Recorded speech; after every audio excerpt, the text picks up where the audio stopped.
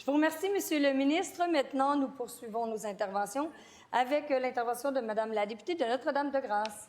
Merci, Madame la Présidente. Alors, j'ai l'honneur de parler au nom de ma formation, le Parti libéral du Québec, qui est reconnu comme étant le parti de l'économie. Et même ce matin, j'ai rencontré PACCAR avec une douzaine d'entreprises ici à l'Assemblée nationale.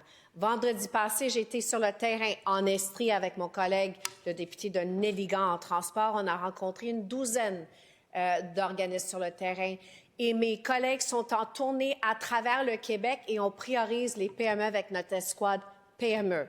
Je comprends que le ministre, c'est un excellent orateur et je ne doute pas de son engagement vis-à-vis des PME. Mais son gouvernement,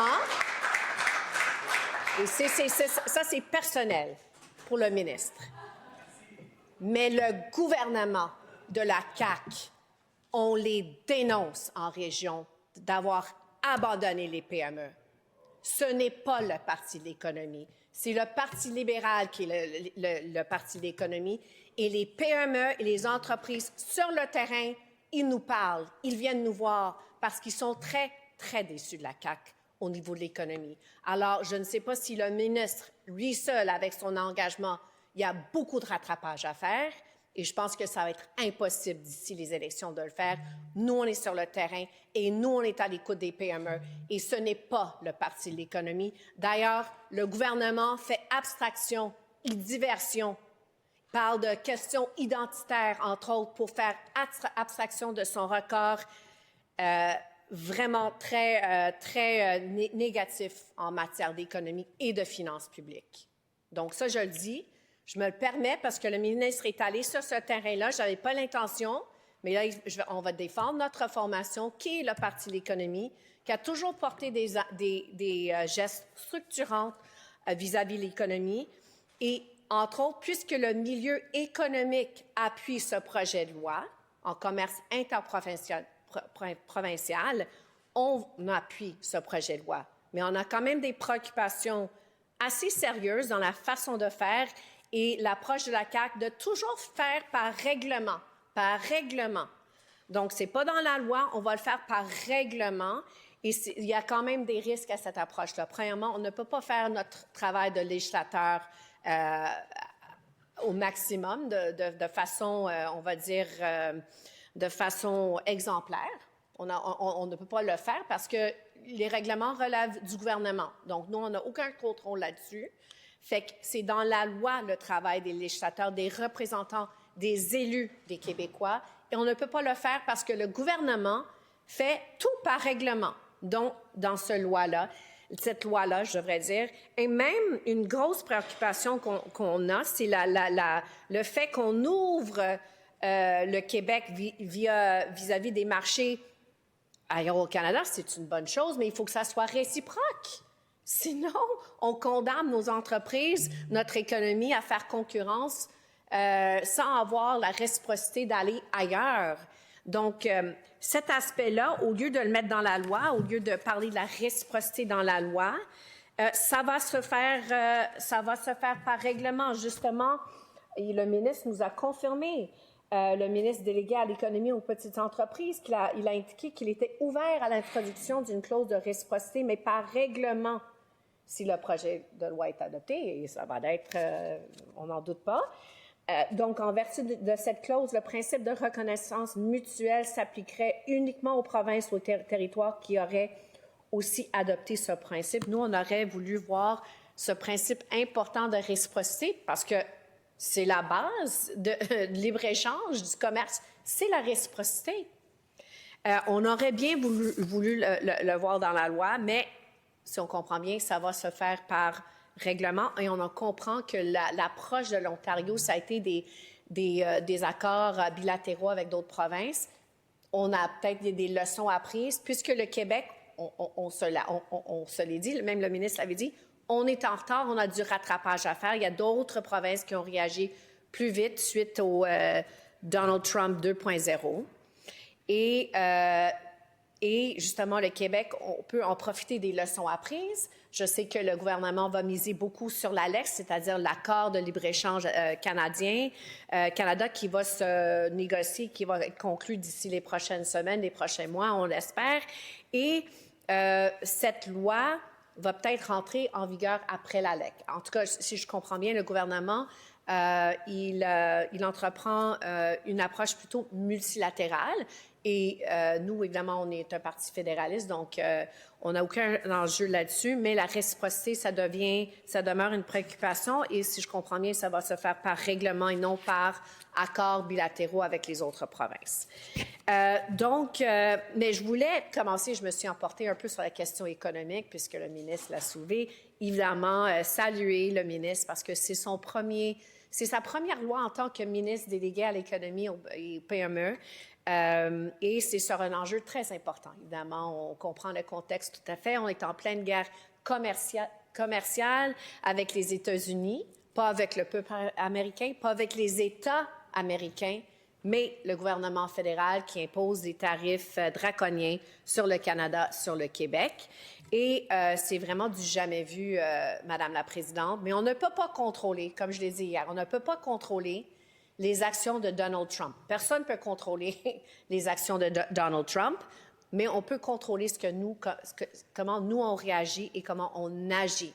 Donc, de miser sur le commerce interprovincial, c'est une très bonne idée. Ça représente déjà presque 18 d'ailleurs un 17,7 de notre PIB ici au Québec.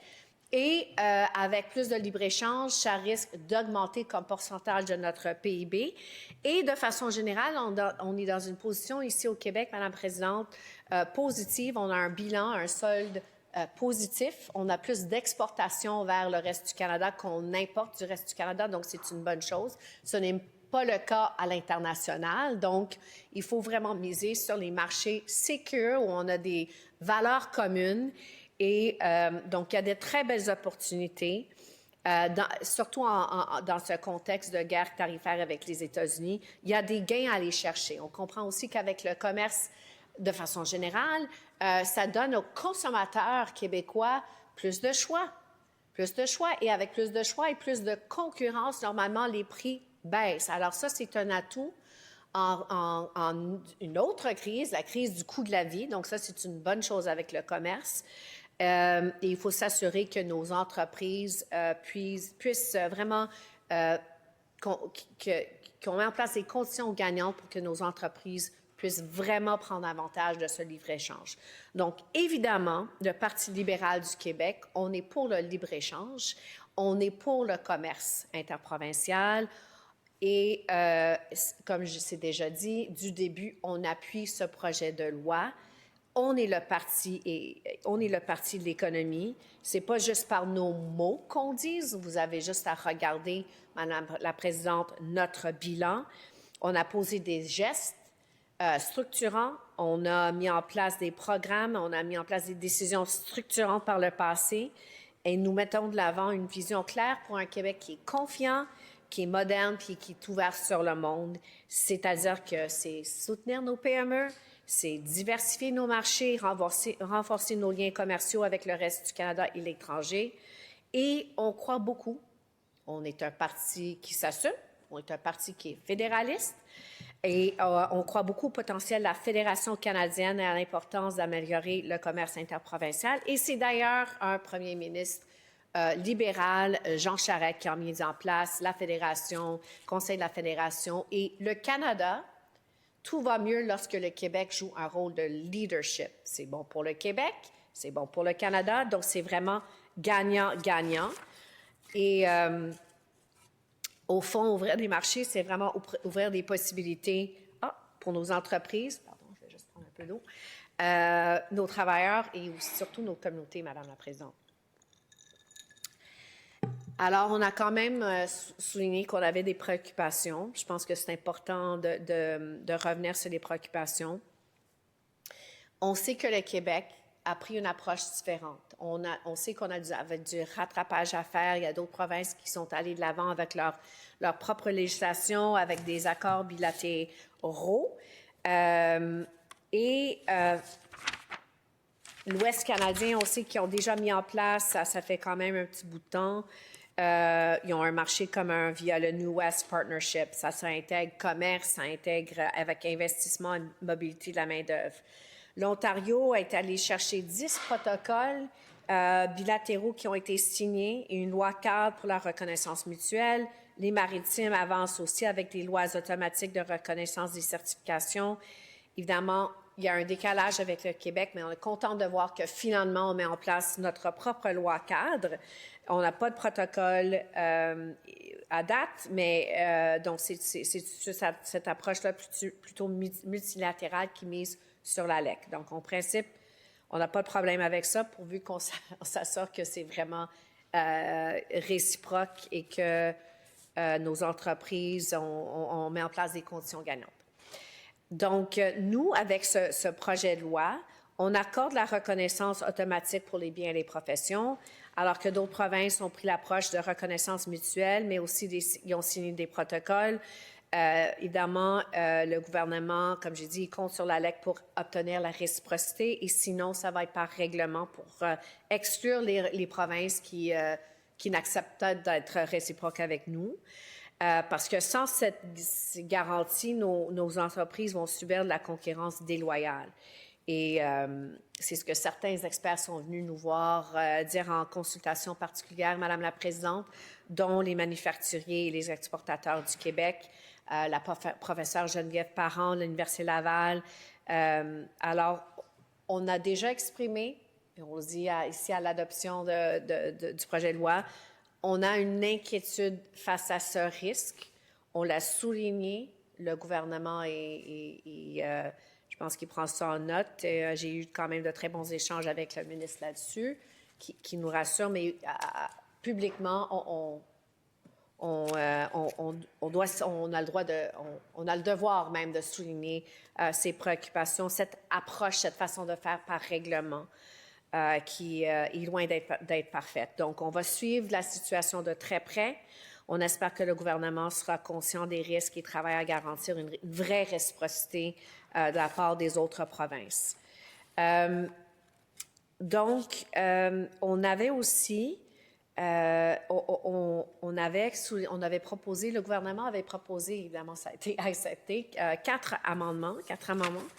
Et nous, on avait suggéré 3. Je vais revenir là-dessus, mais je voulais peut-être juste souligner aussi le fait que il faut vraiment faire en sorte que le Québec devienne un véritable aimant pour les talents et les investissements, un endroit où les entreprises des autres provinces ont envie de s'établir, où les travailleurs d'ailleurs au Canada veulent venir bâtir leur avenir, et un Québec effectivement qui attire... qui décourage le commerce et l'échange libre entre les biens, les services et les personnes, la mobilité. C'est très important.